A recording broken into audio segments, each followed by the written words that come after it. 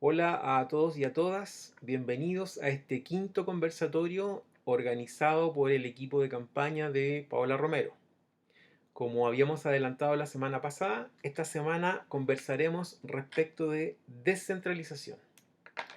Para ello contamos con interesantes invitados y por cierto que provienen de regiones. ¿Quién mejor para hablar del problema de la centralización en la organización del Estado que las personas que lo viven a diario en regiones? Para ello está con nosotros Edwin Briceño, ariqueño de la región de Arica y Parinacota, Distrito 1, lista independientes por una nueva constitución. Hola Edwin, ¿cómo estás?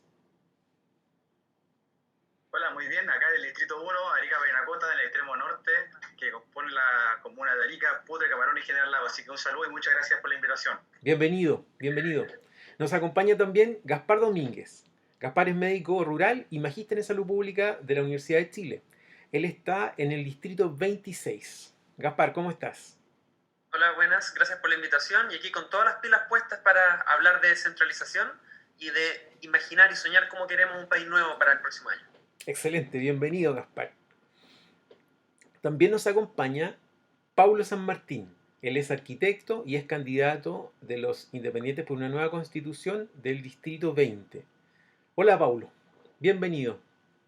Hola, ¿cómo están todos y todas? Un abrazo grande desde el Distrito 20, que es el Concepción Metropolitano y todas las comunas circundantes. Un abrazo grande y, bueno, a aportar con el conocimiento de este gran panel para hablar de un tema tan importante como es la descentralización. Así que atento para hacer un aporte para el debate.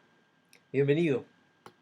Y por cierto, Paula Romero, candidata independiente del Distrito 12, de los Independientes por una nueva constitución, abogada y dirigente social. Paola, ¿cómo estás? Hola, hola, ¿cómo están? Muchas gracias por la invitación y gracias por habernos aceptado la invitación el día de hoy. En realidad, los compañeros acá de lista, esperemos que sea un conversatorio en donde podamos transmitir las ideas de descentralización necesarias para formar esta nueva reconfiguración de nuestro país a todos aquellos que nos están escuchando y se comprenda desde su mirada, desde las personas que viven en los territorios extremos o no tan extremos, por qué es necesario descentralizar nuestro país. Entendemos que con todo este proceso, cuando pensamos en cambios estructurales, y esto lo asociamos a descentralizar el poder, vemos como tres pistas del tema. Primero, la descentralización o la desconcentración, mejor dicho, del poder político, en donde el Estado reparta un poco de ese poder hacia la ciudadanía. Este es una arista que ahí estamos frente a la democracia participativa. Cuando vemos, por otro lado, la desconcentración del poder o el equilibrio del poder entre un régimen político, un gobierno y el Congreso Nacional, vemos otra arista de cómo vamos a desconcentrar el poder, pero ya estamos en una tercera arista que es cómo territorialmente nosotros logramos esa desconcentración de poder para que también tengamos un país más desarrollado en el futuro. Ese es el tema que nosotros en esa lista de desconcentrar el poder territorial, que hoy día nos vamos a centrar y vamos a través de los candidatos que están hoy día presentes, vamos a llevarle a la ciudadanía la idea que tenemos respecto a las propuestas de estas formas de desconcentrar territorialmente el poder. Poder político, poder fiscal, ¿no es cierto? Tenemos que descentralizar en varias materias, no solamente en lo administrativo como lo vemos normalmente, sino que tenemos que llegar mucho más allá. Es por eso que, bueno, los dejo con los invitados porque ellos van a ser los que nos van a dar toda esta gama de alternativas y propuestas que nosotros como independientes neutrales también tenemos. Bienvenidos a todos y todas. Muy brevemente, a modo de, tal vez como para introducir el tema, decir que la actual constitución contempla la descentralización. Dice que la administración del Estado será territorialmente descentralizada y además impone un deber al Estado, propender al fortalecimiento de la regionalización. Pero parece que evidentemente ello no es suficiente. Uno escucha permanentemente el reclamo de las regiones, que para cuestiones de pronto muy cotidianas como presupuestos, como competencias de las autoridades y un sinfín de cosas, pareciera que todas esas cosas se terminan decidiendo desde Santiago. Parece que el centralismo incluso ha sido calificado de insoportable en algunas veces. Escuchemos a nuestros invitados, no dilatemos más el asunto. Les propongo que partir por Gaspar y después seguimos para que cada uno nos vaya dando, por supuesto, su visión desde regiones. Gaspar. Sí, bueno, mira, en realidad yo creo que para poder empezar a conversar de descentralización, probablemente sea bueno poder definirla o ponernos cierto marco teórico. Y en general, la descentralización se podría entender o definir como el traspaso de responsabilidad y autonomía a los territorios. Y lo primero que yo quería plantear aquí es que al menos desde lo académico se pueden distinguir tres tipos de descentralización. Lo que se ha llamado por los expertos la descentralización administrativa, que tiene que ver con entregar a los territorios autonomía para, como dice el nombre, administrarse. Y en ello, aparentemente, no hemos estado tan mal. Existen, de hecho, las municipalidades que tienen, por ejemplo, la potestad de administrar la educación o la salud municipal, y esto efectivamente se mantiene desde la Constitución que está vigente actualmente. Probablemente tiene que ver con que este modelo de Estado subsidiario permitía que los municipios puedan comprar y administrarse a sí mismos. Además, han habido algunos avances notorios en los últimos 10 años, como la instalación de los consejeros regionales, o de ahora últimamente los gobernadores regionales que se van a elegir. Entonces me parece que en esa primera arista, lo que podríamos llamar la descentralización administrativa, probablemente no estamos tan mal. Pero si nos vamos a los otros dos tipos, que son la administración, la descentralización política y la descentralización fiscal, estamos perdidos. Somos los porros de la clase. Y hay indicadores objetivos para decir esto, no una cosa que se me ocurra a mí. La OCDE ha dicho que Chile es de los países más descentralizados, y de hecho los países de la OCDE estamos en los últimos 3 que tienen el menor gasto subnacional. ¿Qué es el gasto subnacional? Para las personas que nos van a escuchar. De toda la plata que gasta el Estado, el porcentaje de plata que gasta a nivel central es el gasto nacional, y el gasto subnacional es el porcentaje de plata que se gasta en los territorios. Para que se hagan una idea, países como Dinamarca, por ejemplo, el gasto subnacional son 70%, es decir, la mayoría de la plata la gastan las regiones, por decirlo. El promedio de países de la OCDE, el promedio está entre el 40 y el 45%, es decir, la mitad de la plata y un poco menos se gasta en el territorio. En Chile se gasta menos de un 15%. Entonces, pareciera ser que en estos indicadores, como el porcentaje de gasto subnacional, en Chile nos quedamos cortos definitivamente. Y fíjense usted que si usted grafica, y esto lo han hecho los expertos, el ingreso per cápita, el PIB per cápita, por el gasto subnacional, pareciera ser que hay una relación directa, dado que por cada 10 puntos porcentuales de aumento del gasto subnacional, en términos sencillos, mientras más plata la gente gasta en los territorios, el Estado gasta en el territorio, los países son más ricos. Y eso está medido en el último informe del 2019 de la OCDE, ustedes lo pueden descargar, pongan en Google OCDE descentralización, es lo primero que sale. Entonces, nos conviene hacerlo, es muy bueno, eso nos va a hacer ganar. Y en tercer lugar, la descentralización fiscal, que tiene que ver con descentralizar, estaba hablando de la descentralización fiscal recién, que tiene que ver con descentralizar la capacidad de gastar plata y de generar ingresos propios. Y ahí aparecen algunas discusiones que vamos a tener probablemente en la constituyente, como impuestos regionales o algunos eventos tributarios que podrían tener distinta diferenciación según el territorio. Y finalmente la descentralización política, que corresponde a la descentralización que tiene que ver con la autonomía de las decisiones. Yo vivo en un pueblo muy chiquitito en la carretera austral, que se llama Palena, y aquí nos cuentan, a través de un correo, qué decidió el Ministerio de Salud que vamos a hacer en mi hospital. Y le cuentan al director de la escuela, a través de un correo que viene de Santiago, qué programas debe implementar.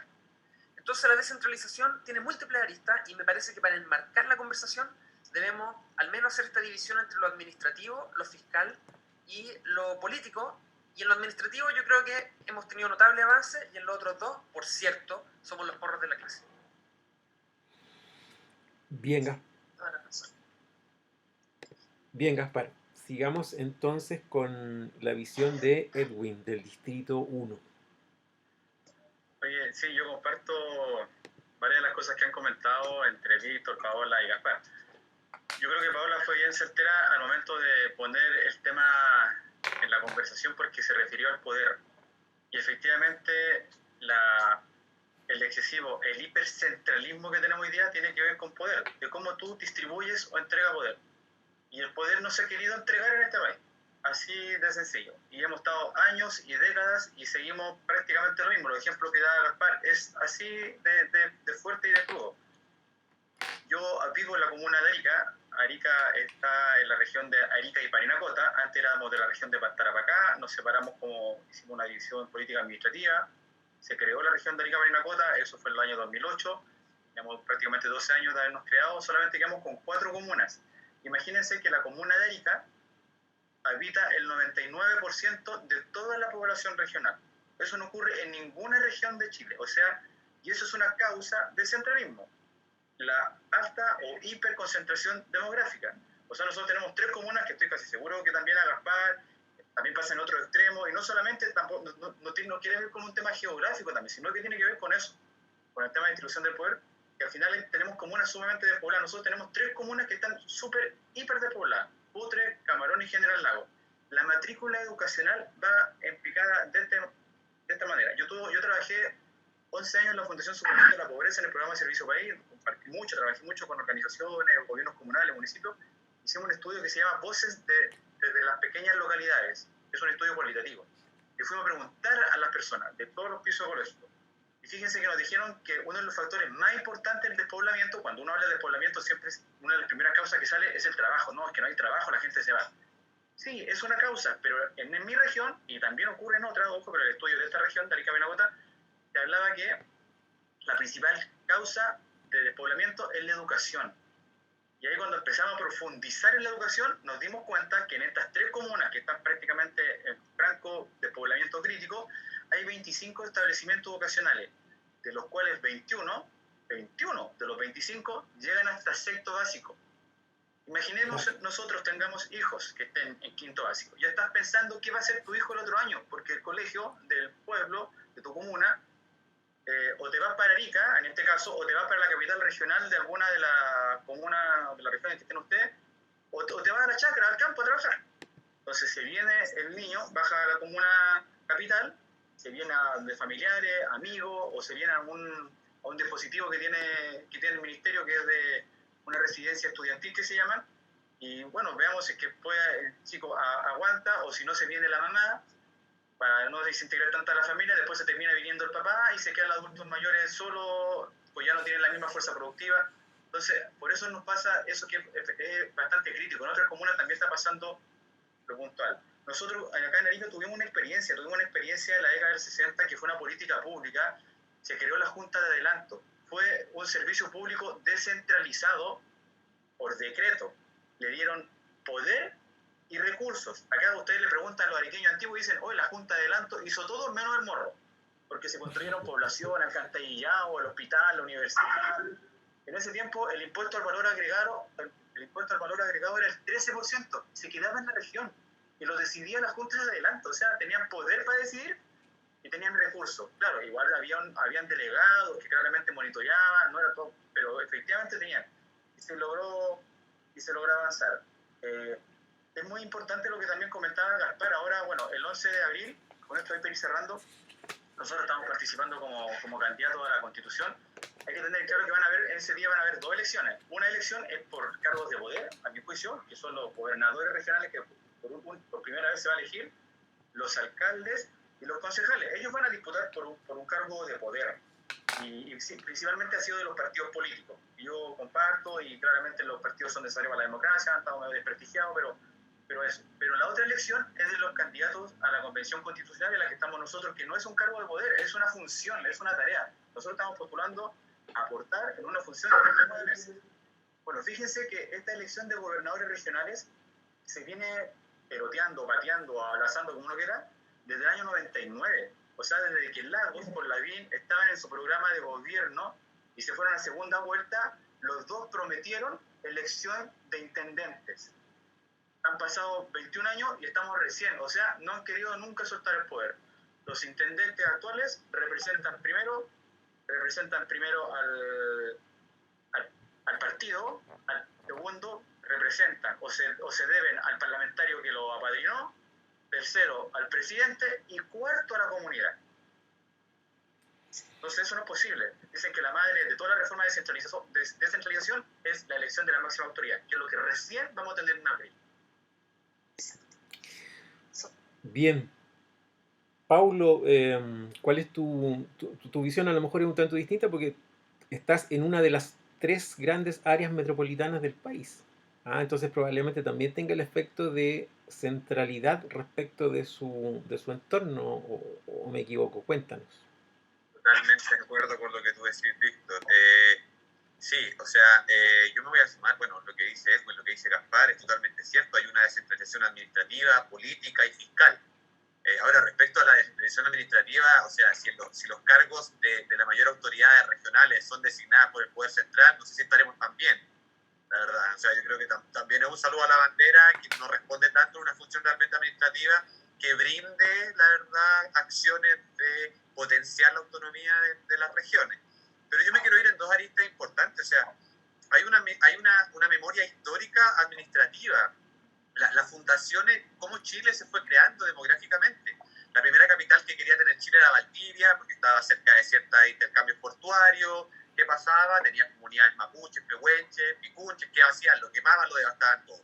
Después nos fuimos a tratar de fundar en La Serena. En La Serena también pasó lo mismo. Hicimos Concepción, los mapuches también quemaban todo. Y al final se funda Santiago como la capital administrativa, porque estábamos cerca relativamente de un puerto, que era un intercambio comercial inmediato que se daba en esa época, y estábamos casi al lado del límite geográfico, geopolítico con Argentina, que era la nación que nos compartía. Entonces igual hay una memoria histórica que en el fondo va construyendo un ideario que per se ya potencia a Santiago como el centro de todo, ¿ya? Y eso no hay que dejarlo de lado a la hora de hablar de políticas de descentralización, porque si obviamos la memoria histórica, a la hora de hacer un diagnóstico, la verdad que también va a pesar, ¿ya? Hay un conflicto que también ocurre, que es comunicacional. Los que vivimos en regiones nos enteramos de los asaltos que ocurren en Pudahuel, en la Florida, en Puente Alto, en Lo Barnechea, en Vitacura, en Renca, y la verdad, el 90% de la información de la cotidianidad chilena no gira en torno a la región, no gira en torno a las patologías de las regiones, no gira en torno a las características específicas de la región. Entonces, cuando tú también potencias un eje comunicacional que es centralista, también eso hay que deconstruirlo para ir abriendo hacia dónde vamos comunicando. Y otra cosa que es importante es la descentralización interurbana, porque no es lo mismo vivir en un centro metropolitano de la comuna que sea, como bien decía Edwin anteriormente, que vivir en una periferia, en el fondo rural, o en las extensiones urbanas de los cascos metropolitanos de cada comuna. ¿Me explico? Por ejemplo, eso se potencia mucho, al menos yo podría hablar por casi todas las estructuras urbanas del país, pero voy a meterme en el distrito 20, que es el que represento yo, y nos ocurre que, no sé, pues tenéis gente de Coronel que está a 15 a 20 kilómetros de lo que es Concepción, y para ir a sacar una fotocopia, poder sacar un bono, poder sacar cualquier atención, tú tienes que venir a Concepción, tienes que cruzar el río Biobío, tienes un colapso vial, no tienes un trabajo de políticas de transporte, una movilidad urbana que de alguna u otra forma alimente una buena relación o una interrelación con las otras ciudades satélites. Entonces, la descentralización no solamente es administrativa, política y fiscal, o sea, también hay que no olvidar nunca, creo yo, la memoria histórica, lo comunicacional y las mismas patologías interurbanas, porque también se va generando una fricción entre lo que es centro y lo que es pericentro dentro de las mismas ciudades.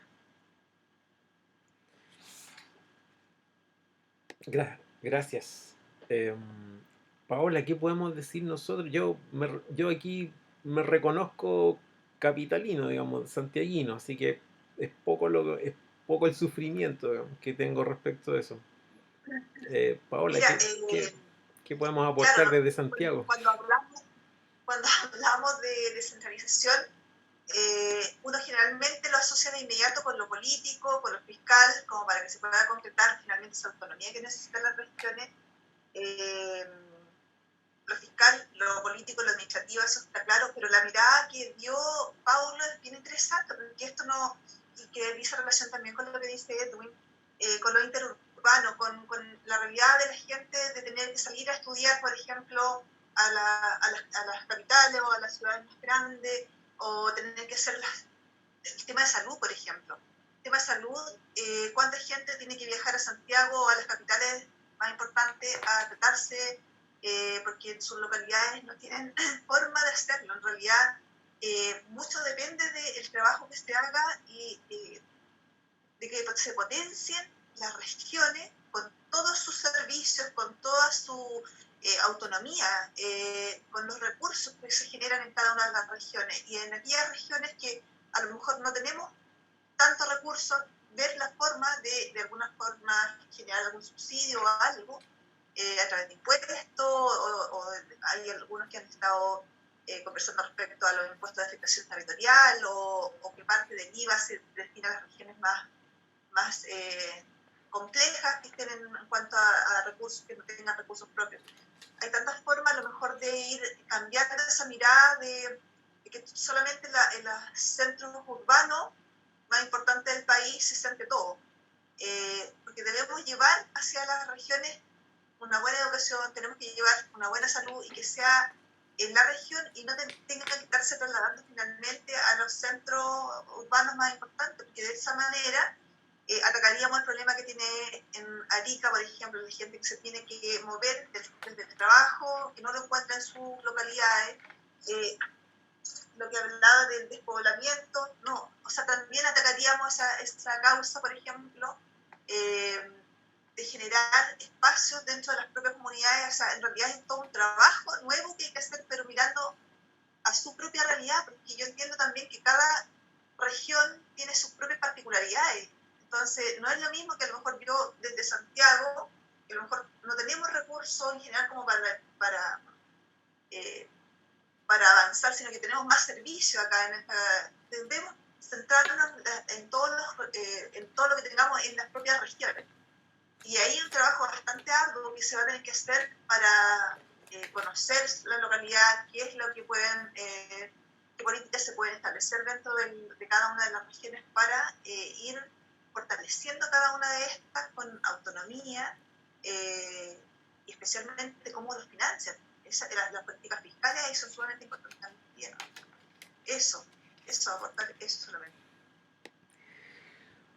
Les propongo que vayamos comentando distintos temas. Yo solamente para alimentar, digamos, la conversación, dejo algunas preguntas.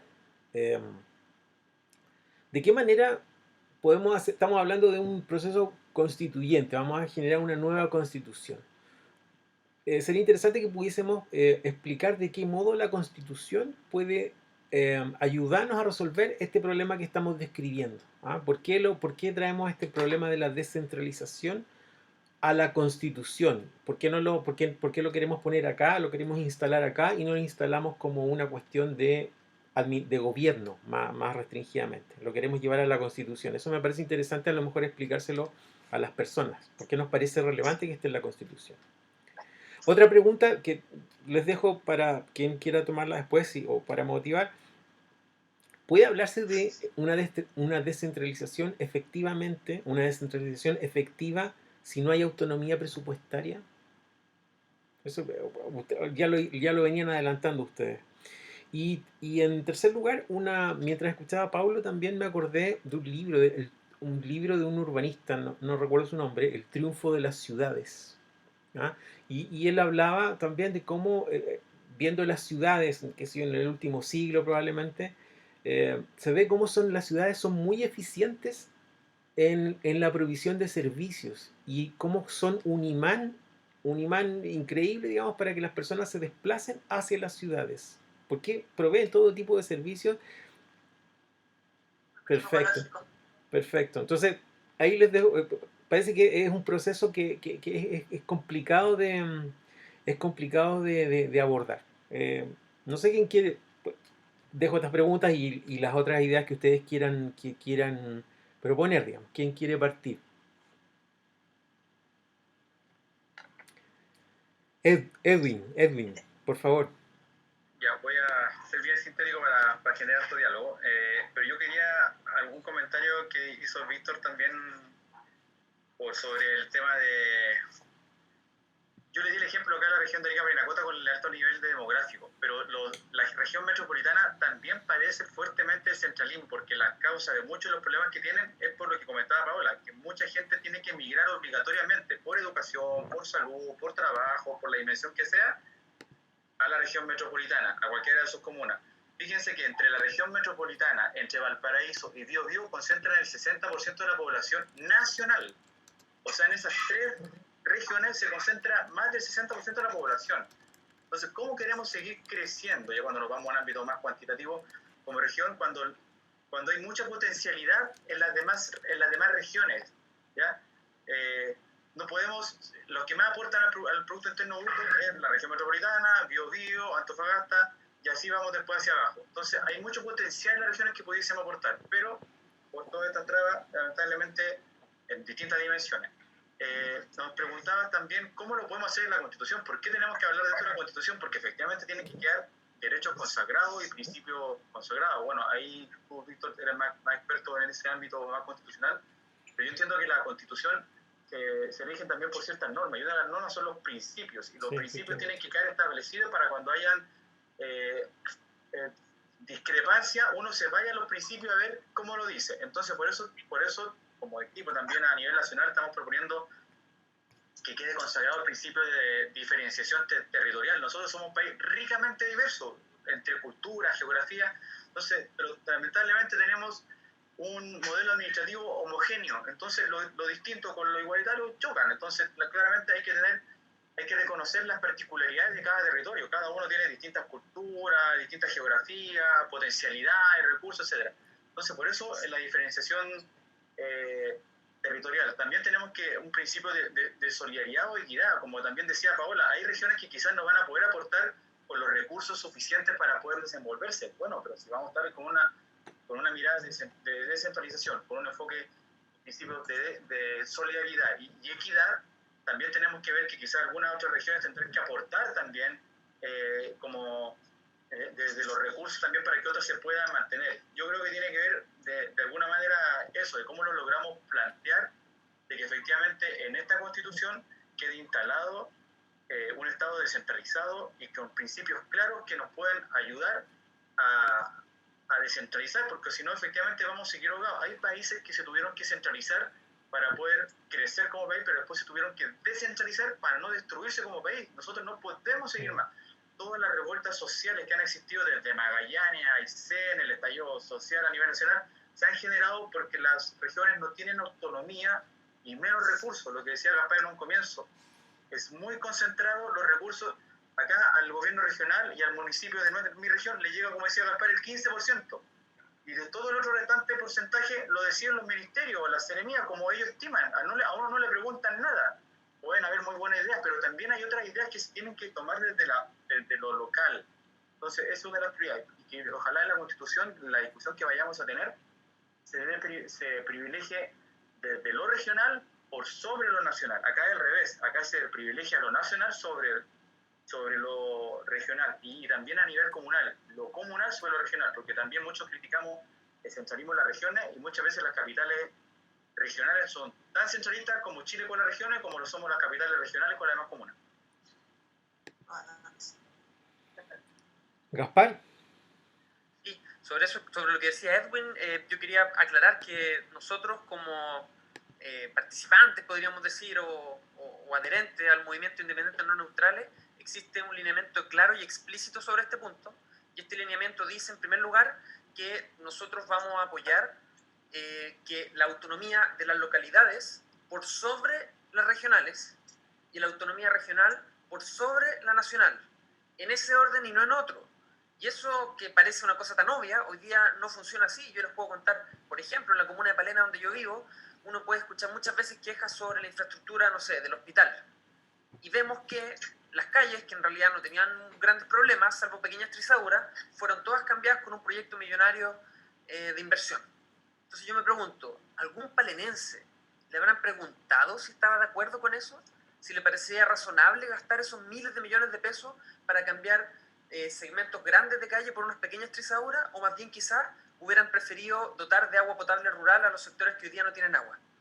Entonces aquí viene lo importante, que es comprender que no solo Chile es muy heterogéneo y distinto, sino que los distritos también son distintos. Si ustedes miran el mapa que yo tengo aquí, mi distrito compone la provincia de Palena, que tiene una realidad, una cultura muy, muy distinta a la gente que vive al frente en Chiloé, que tiene una cultura muy insular, de pesca. Sí. Aquí en los sectores limítrofes más bien se habla con el che, se toma mate, hay otras dudas, otras comprensiones del mundo, otra priorización de los problemas. Y en la provincia de Yanquihue Sur, donde está Puerto Montt, Calbuco, Maullín, existe también otro problema. Entonces, esta riqueza de heterogeneidad, de diversidad, hace que en cada territorio y en cada localidad hayan diagnósticos distintos, priorizaciones distintas, y esa riqueza tenemos que aprovecharla. Esto es una tremenda oportunidad, de hacernos un país más eficiente y más amigable.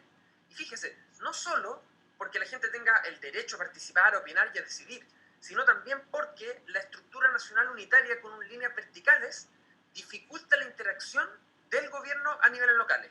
Y miren, voy a explicar esto. Por ejemplo, desde el Ministerio de Salud se le dice a la Seremía de los Lagos que hagan cierta actividad. Y desde el Ministerio de Educación se le dice a la Seremía de Educación hagan esta actividad.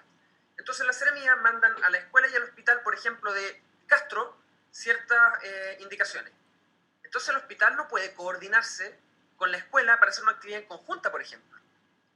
Y yo conozco de cerca el programa de VIH, que se gasta plata por salud y por educación para el programa del VIH. Y en los territorios no podemos actuar porque viene desde arriba, desde La Moneda, un señor sentado en un escritorio en Santiago decidió en qué teníamos que gastar la plata nosotros aquí para hacer campañas del VIH. Pero oye, si las necesidades las viéramos aquí nosotros, nos podríamos sentar a conversar las personas de educación con las personas de salud, administrar nosotros nuestra plata en nuestro territorio, definir en base a lo que los vecinos consideren que es mejor, y eso no solo es de toda lógica desde el punto de vista de la autonomía personal y el valor de decidir sobre nuestros propios proyectos de vida, sino también que es más eficiente. Y como dije recién, y creo que es importante reforzarlo, está medido cómo aumenta la riqueza de los países en cuanto aumenta la descentralización. Y otro punto que también en Independientes No Neutrales hemos promovido y está explícitamente escrito es la equidad interterritorial. Porque así como hay mucha diversidad de cultura, de conocimiento, de saberes, también hay diversidad de plata. La región de Antofagasta tiene un ingreso de 24 millones per cápita. ¿Ya? 24 millones. La Araucanía de 4. Entonces, si somos el mismo territorio, el mismo estado, es razonable que haya equidad entre nosotros. Por eso me parece que la descentralización debe ser, como dijimos recién, administrativa, fiscal, política, debe prevalecer lo local sobre lo regional y lo regional sobre lo nacional, pero a su vez sin perder nunca de cuenta que nosotros somos un país unitario, que debemos favorecer el máximo desarrollo de todas las personas que habitan este territorio, y eso implica también solidaridad entre los territorios. Así que ahí vamos a tener que discutir desde mayo, cuando se instale la constituyente, cómo generar las mejores instituciones para favorecer la participación, favorecer la descentralización, pero sin aumentar más las brechas de este apartheid que es Chile, en donde es rico y pobre, y no vaya a pasar que hay regiones ricas y regiones pobres. Así que tiene ahí su qué también, que es lo que vamos a tener que trabajar desde mayo, cuando escribamos la nueva constitución. Y es muy interesante lo que señala sobre todo lo de los lineamientos, porque esto de las autonomías, de las escalas de autonomía, donde prevalece lo local por sobre su jerarquía superior, es un guiño, digamos, una analogía al sistema federal, donde el principio de subsidiariedad entre los estados prima, digamos, respecto del estado central. Pero doblemente interesante el alineamiento que señalas al final, digamos, respecto de la equidad entre las regiones, porque eso es más bien propio del Estado unitario. Es interesante cómo se combinan ambas para proponer una solución que aparece muy adecuada para Chile. Y otra cosa muy importante, que lo ha dicho Tulia Faletti, una experta en descentralización, si ustedes buscan en Google descentralización, es la experta más citada, y ella ha dicho, la descentralización a través de estados no garantiza nada. O dicho de otra forma, hay países que son federales, con estados, y son altamente centralizados. Y por otro lado, hay países unitarios que pueden ser altamente descentralizados. Entonces la administración del poder del Estado de la plata no se relaciona necesariamente con ser federal o ser unitario. Y a mí me parece en lo personal que Chile debe seguir siendo un Estado unitario, pero con un fuerte componente de descentralización. Paulo, ¿qué, qué nos puedes comentar? Eh, en Chile, en el año 1940 aproximadamente, nosotros vivimos nuestra revolución industrial tardía. Inglaterra la vivía en el 1500 y nosotros 1940, 300 y tantos años atrasados. Pero bueno, la revolución industrial tardía se generó en Chile en esa época. Los que somos de regiones lo sabemos más porque, como bien decía Paola, Santiago es un gran ente administrador, pero de generador de recursos absolutamente nada. Porque administra recursos que llegan desde la región. Casi no hay recursos naturales de explotación, sino que es como un Silicon Valley, digámoslo, de Chile. ¿Ya? Entonces ahí ocurrió la primera migración campo a ciudad que se generó dentro del país, en el fondo, donde efectivamente lo rural empieza a desaparecer porque la industria empiezan a crecer dentro de los cascos urbanos centrales, las ciudades más importantes del país en ese tiempo, digamos. Se empieza a explotar el carbón, empieza a aparecer la loza, empieza a aparecer la pesca, el intercambio comercial e intercultural en los puertos, aparece la vida fuertemente en Valparaíso, aparece un arraigo y un sentido de pertenencia del chorero, aparece un sentido de pertenencia que es cultural, pero que obviamente genera un impacto y separa lo que es urbano de lo que es rural. Cuando nosotros después nos acercamos y llegamos a la globalización, los límites desaparecen y se transforman netamente en una línea, en un mapa inexistente. Respuesta en carne, la Unión Europea. Hoy en día tú eres un ciudadano europeo.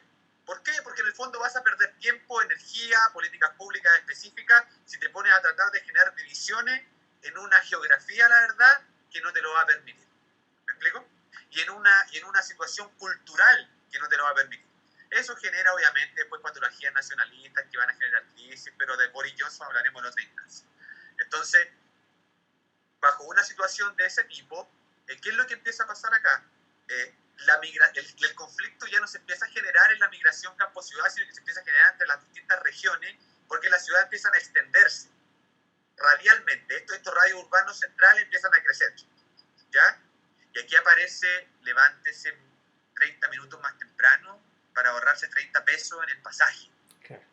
O tú te quedas ciego del diagnóstico y sigues potenciando la actividad productiva en el casco urbano central, todo lo que es perimetral termina siendo víctima de esa acción. Y esa acción es una acción premeditada, es una acción que requirió políticas públicas, es una acción que requirió una forma de mirar el desarrollo. Si yo miro el desarrollo desde el centro a los extremos, obviamente la gente que estoy delegando a la periferia va a terminar siendo la gente más vulnerada, porque en el fondo se van a ver en la obligación de tener que ir acercándose a los cascos urbanos para poder comer. Y si lo analizamos ahora en una macroescala a nivel país, pasa exactamente lo mismo. Mientras más lejos tú te encuentras de los centros urbanos específicos de desarrollo, más vulnerado te sientes y más temprano tenés que levantarte para llegar a trabajar. Y si tu hijo, tu hija o tu familia tiene algún problema o algún conflicto que tú mencionaste, Paola, adelante, y yo vivo en Arica, el hospital que lo atiende está en Antofagasta. Y si yo tengo una persona de Curanilahue, estoy hablando del distrito, va a tener que venirse a Concepción y se va a tener que venir con mochila, con familia. Primero te va a quedar en la casa un amigo, pero si el tratamiento te requiere más tiempo, vas a tener que quedarte 1 mes, 2 meses, 3 meses, vas a tener que renunciar a tu trabajo y vas a tener que al final terminar asentándote en un espacio adaptable como sea para poder solucionar una situación que desde el punto de vista de la destinación de recursos se pudo haber solucionado en tu territorio. ¿Me explico? Entonces, hay formas de cómo yo estoy diagnosticando el término centralismo que de repente también se vuelve muy etéreo, porque en el fondo Chile forma parte del mundo. Entonces, ya en el mundo los límites se están desapareciendo, se están desvaneciendo, y nosotros seguimos todavía con esa idea de que la línea que separa la región metropolitana de la región, no sé, después viene O'Higgins, ¿cierto? La región del Libertador Bernardo O'Higgins, chuta, el cambio el valor del uso del suelo, el valor del pago de la carretera, el valor de la mantención de los servicios, el valor del costo del agua y el valor de todas esas cosas, empiezan a ser autónomas y cada cual cobra lo que quiere porque no hay un orden, digámoslo, de una visión macro, como bien decía Gaspar. Ahora, para terminar esta idea en general, Chile tiene una patología gigantesca que es su geografía.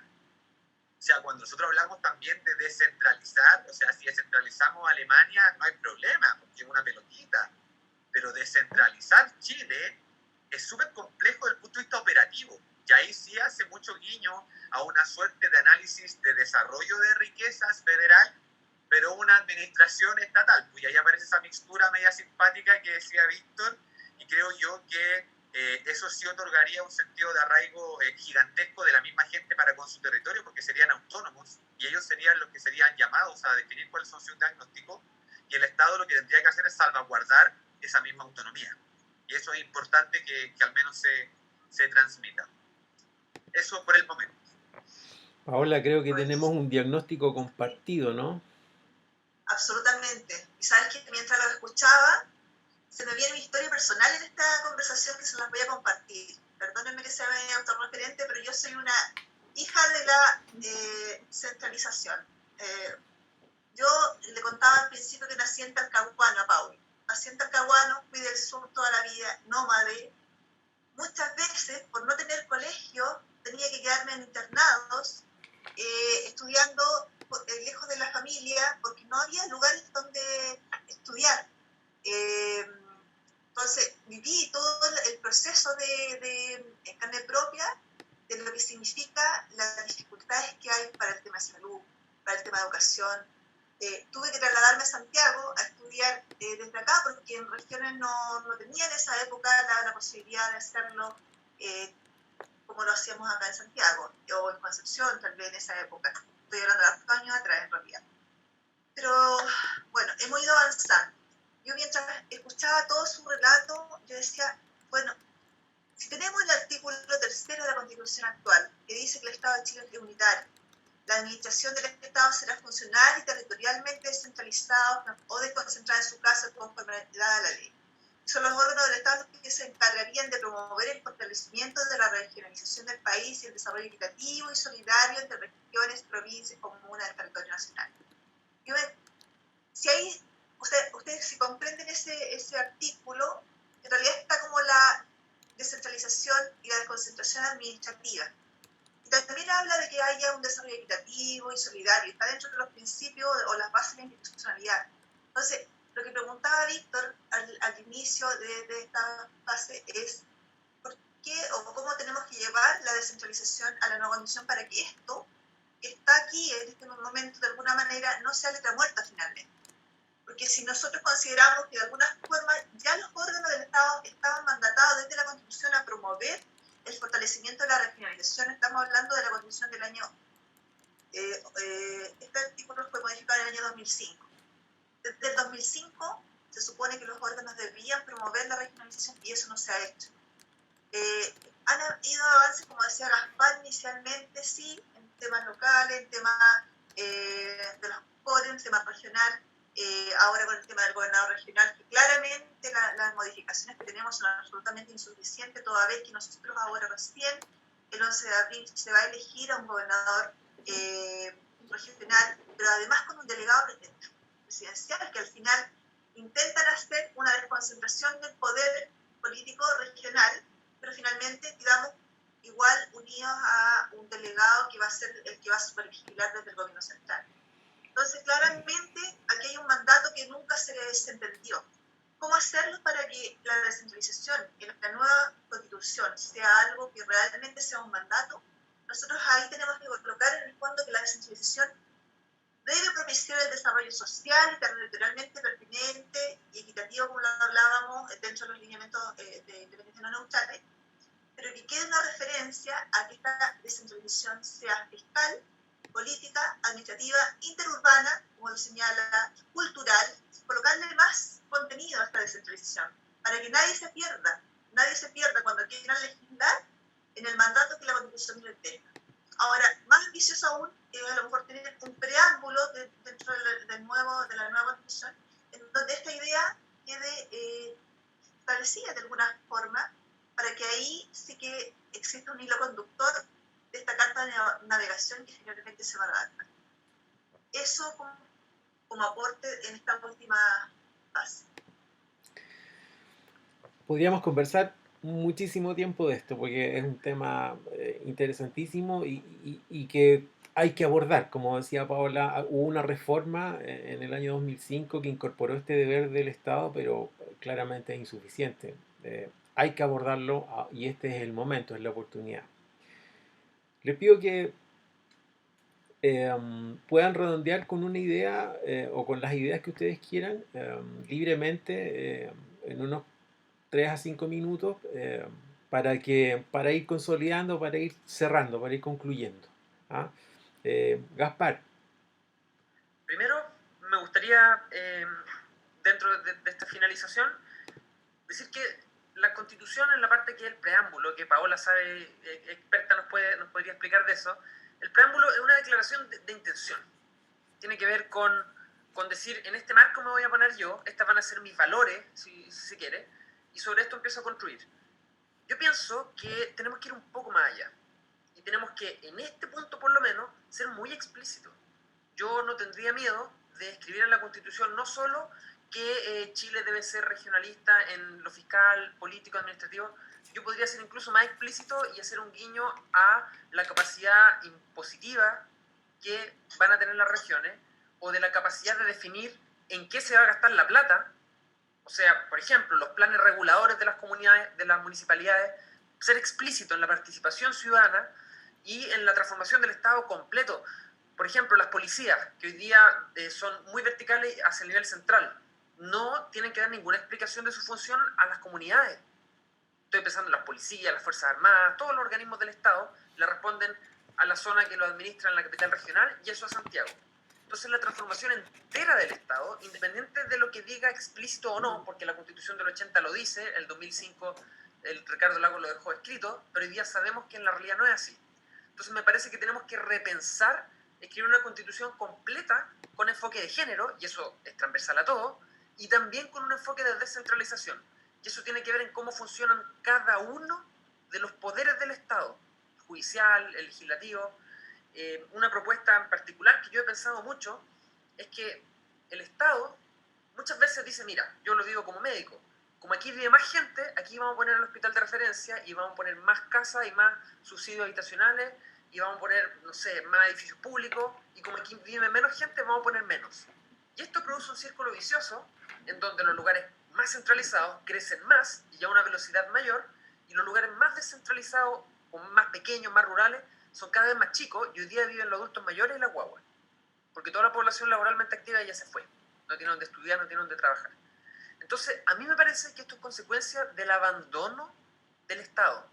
Porque mira, si hay un lugar rural donde vive poca gente, si el Estado dice, no, yo voy a poner una línea de tren que pase por ese lugar, y voy a construir un liceo y un hospital excelente y un centro de formación de educación superior o universitaria, y un par de villas de viviendas sociales con plaza, o sea, ese lugar en un par de años va a ser un lugar altamente codiciado para vivir, e incluso podemos favorecer la migración desde la ciudad a ese tipo de ciudad emergente.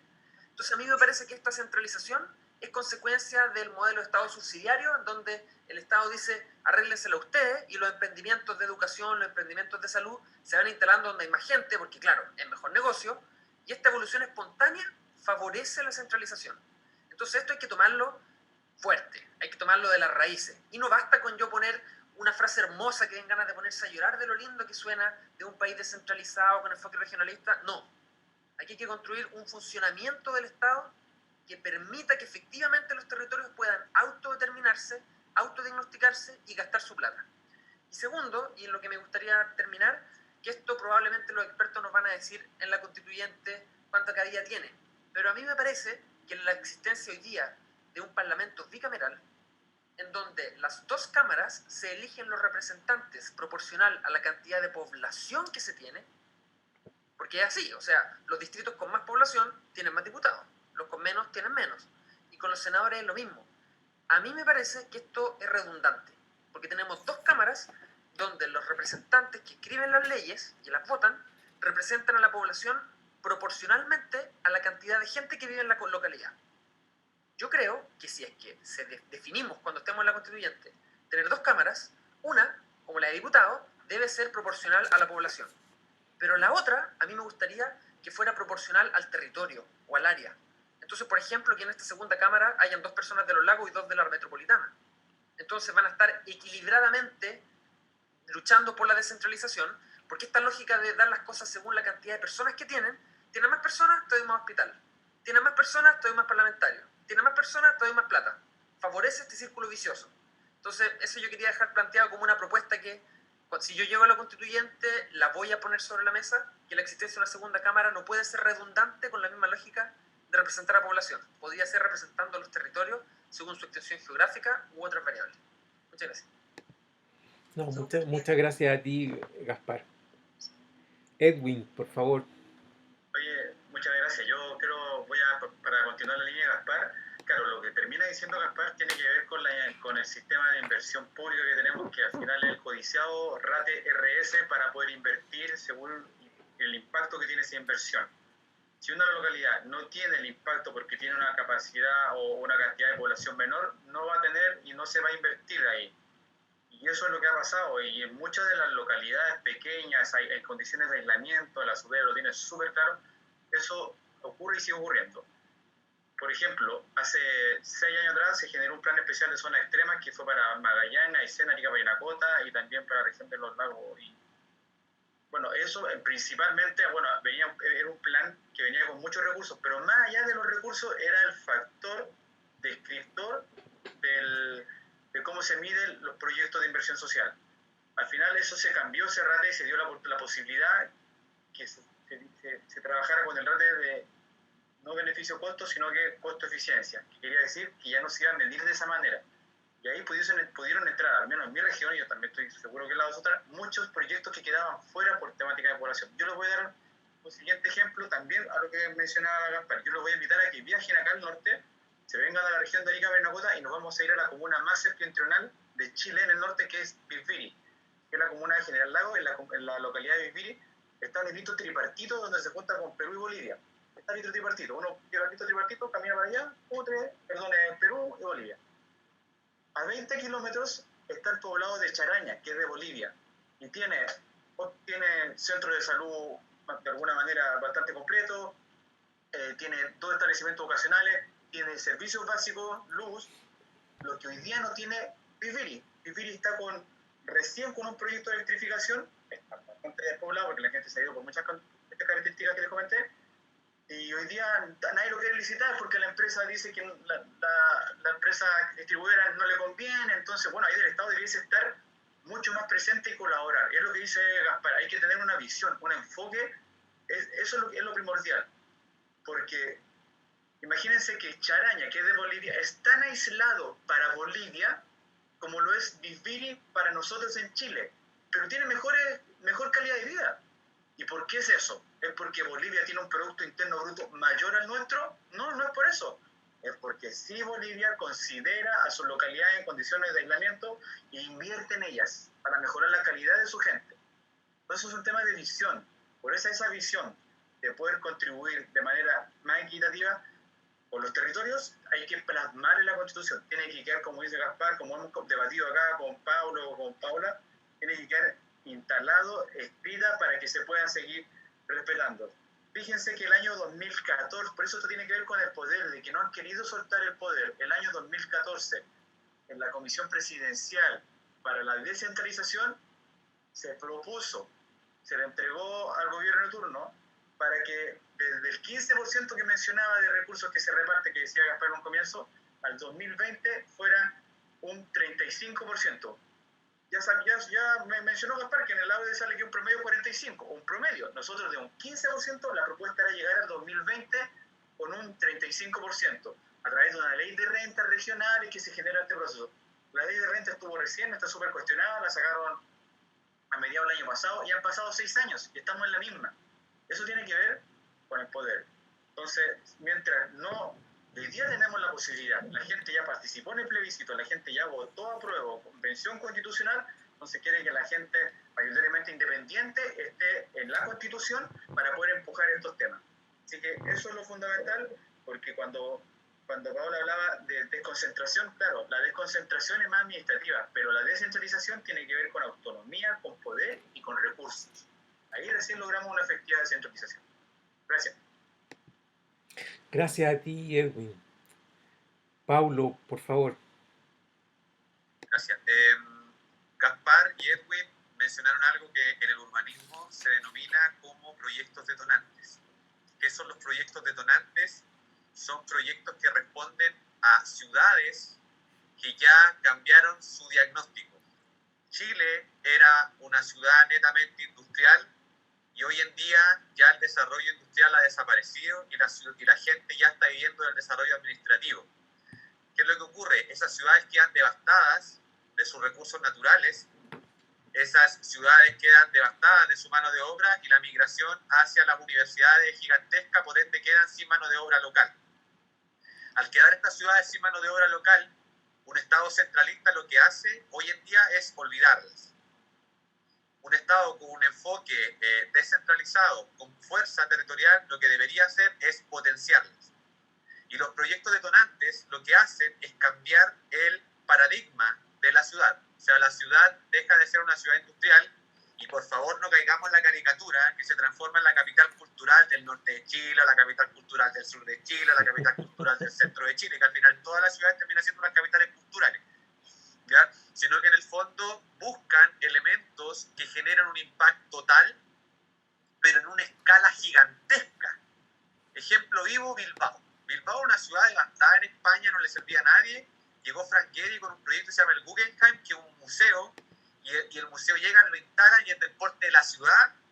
Y hoy en día Bilbao es una de las ciudades más ricas y con la mayor intercambio cultural del mundo. ¿Por qué? Porque alguien se atrevió a decir, hey, cambiemos la forma de ver estas ciudades olvidadas. Esa capacidad de poder diagnosticar los potenciales de los territorios que van cambiando constantemente en sus características específicas, no la vas a poder obtener jamás de un Estado centralizado. Jamás. Porque no es lo mismo ver dentro del domo. Va a tener que ser fuera. Edwin mencionó el ejemplo en el norte. Claro, si Bolivia es un Estado plurinacional. Entonces, si tú tienes un Estado plurinacional, pones en valor eso. Y ahora yo voy a tomar mis dos elementos como ejemplo, para ir cerrando. Yo estoy peleando por consagrar la vivienda como un derecho fundamental de la Constitución. No como el acceso a la vivienda como un derecho fundamental, que no es lo mismo. ¿Cierto? Un acceso con un Estado subsidiario enriquece el proceso inmobiliario. Un Estado que garantice el derecho a la vivienda es totalmente distinto. Pero bueno, eso lo analicemos en otro contexto. La forma en la que habitamos de norte a sur responde al sentido de pertenencia del territorio. La política habitacional en Chile tiene que ser sensible a las características de cómo habitamos en el sur, en el norte y en el centro. El valor del techo, me refiero, en el sur de Chile, si tú haces la cocina chica, matas todo, porque hace un frío tan brutal que toda la vida gira en torno a la cocina. ¿Me explico? Cuando no tienes esa sensibilidad en el cómo habitamos, vas perdiendo sentido de pertenencia y estás generando una sociedad completa que está viviendo de una forma que no siente propia. Y cuando tú tienes algo que no sientes propio, no lo cuidas. Y si yo me quiero sentir orgullosamente chileno o chilena, tengo que tener primero que todo una vivienda, un espacio, una plaza que nazca desde las características específicas de mi territorio y de mi forma de habitar. Es lo que es vivienda. Lamentablemente la política habitacional actualmente no la considera la que es sin deuda y en la propuesta de la vivienda rural lo asocia a 10 UF. Voy a hacer una caricatura. Si estás en Temuco y tu casa parece ruca, ahí tenés 10 UF. ¿Me explico? Y eso no es, ¿me explico? La política habitacional tiene que ser sensible. Y las personas en situación de discapacidad y el currículum educacional también tiene que tener sentido de territorio. No le preguntemos a los niños y niñas de RERE con respecto a los aeropuertos, porque no los conocen. Y si el currículum educacional responde nuevamente a una política centralista, no van a entender nada. Y eso genera una brecha educacional totalmente gigantesca. Así que la invitación en el fondo es a tomarlo, como decía Edwin, como decía Gaspar, como un principio y ojalá generar proyectos detonantes desde el punto de vista de todos los ámbitos, porque este país es amplio, es gigantesco, pero necesita políticas políticas territoriales. Eso, gracias. Muchísimas gracias a ti, Paulo. Paola.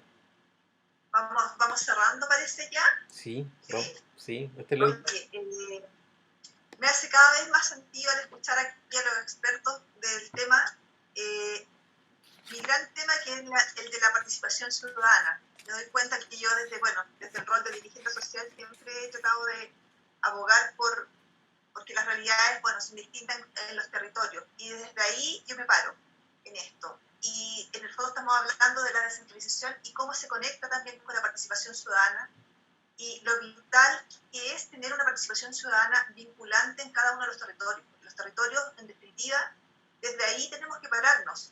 La descentralización lo que nos va a permitir es cada región va a tener su propia historia, cada gobierno local va a tener su propia historia y la gente debe generárseles a ellos la cultura de participar activamente cuando en el fondo ellos van viendo este avance, cuando se sienten pertenecientes, como decía Pablo, pertenecientes de su territorio. O sea, la verdad es que si los desvinculamos, generamos esto de que en realidad se van de una ciudad a otra, buscando nuevas ventajas o no sé.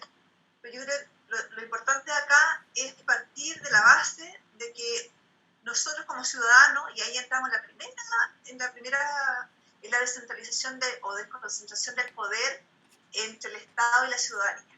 Yo creo que una de las es sumamente transversal la de descentralizar un poco el poder en nosotros. O sea, en el fondo que el Estado nos dé esa particular forma de la cuota de poder que necesitamos como para tomar nuestras propias decisiones, ya sea en lo local, en lo regional, incluso en lo nacional. Y se mezclan muy bien las dos cosas. Yo creo en la autonomía de la región. Yo creo que cuando la gente se sienta partícipe de una región, de una comunidad local o regional, van a empezar a haber avances, siempre y cuando exista esta autonomía fiscal, administrativa, política en general.